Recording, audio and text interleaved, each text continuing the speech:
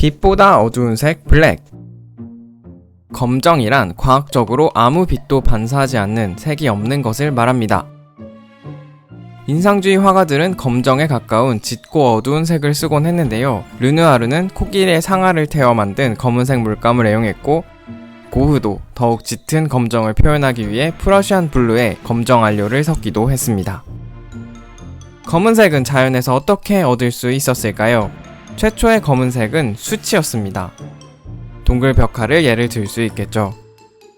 동양에서는 검은색 먹을 만들었습니다. 성묵 또는 흑연이라고 불리는 광물에서 추출하기도 하고, 노송을 태우면 생기는 그을음에 악효를 섞어 만들기도 했습니다. 우리가 일상생활에서 자주 사용하는 연필은 어떻게 만들어졌을까요? 탄소 막대기 하면 흑연, 연필심, 목탄, 콩테 같은 게 떠오르는데, 흑연이 발견되기 전 연필의 형태는 로마 시대에 나무 끝에 납조각을 끼워서 양피지에 글씨를 쓰는 형태였습니다. 그리고 16세기 중반이 되어서야 우리에게 익숙한 형태의 연필이 나오기 시작합니다. 최초로 흑연을 활용한 사람은 영국의 양치기라고 하는데요. 이 양치기가 흑연 퇴적물을 발견했고, 이를 양을 구별하기 위해 사용하였다고 합니다. 이것을 흑연 막대로 만들어서 나무와 나무 사이에 끼워 쓰기 시작했고, 이전부터 납연필을 써왔던 것이 대명사로 굳어지면서 연필에서 연자가 납연자가 된 것입니다. 그러다가 1795년에 프랑스 자크 콩테라는 사람이 흑연이랑 점토를 섞어 반죽한 뒤에 구웠고, 이 방식이 굳어져 오늘날도 이런 식으로 연필심을 만들게 된 겁니다.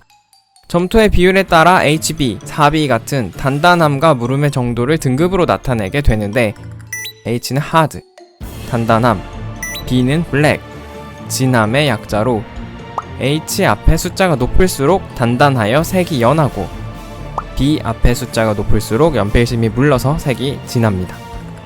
검정색 하면 무엇이 떠오르나요? 어둠은 죽음, 공포를 떠올리게 합니다. 중세 유럽에서 흑염소, 검은 고양이, 까마귀 등은 불길한 동물로 여겨졌습니다.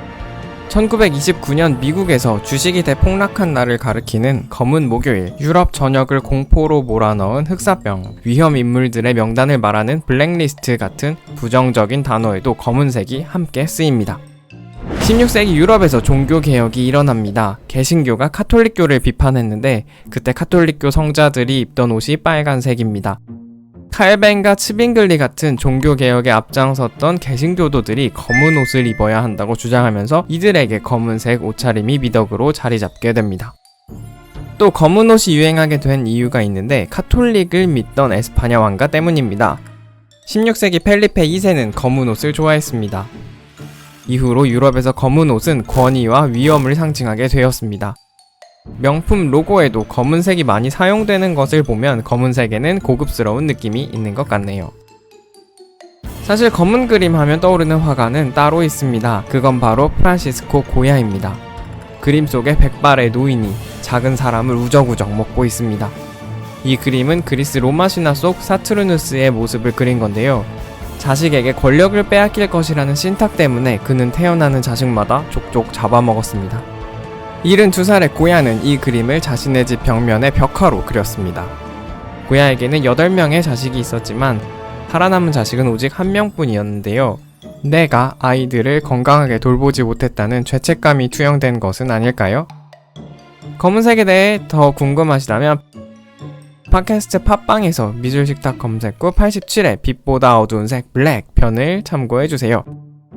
밥 먹으면서 하는 가벼운 얘기처럼 흥미롭고 재미있는 이야기가 펼쳐집니다. 지금까지 미술식탁 양현건이었습니다.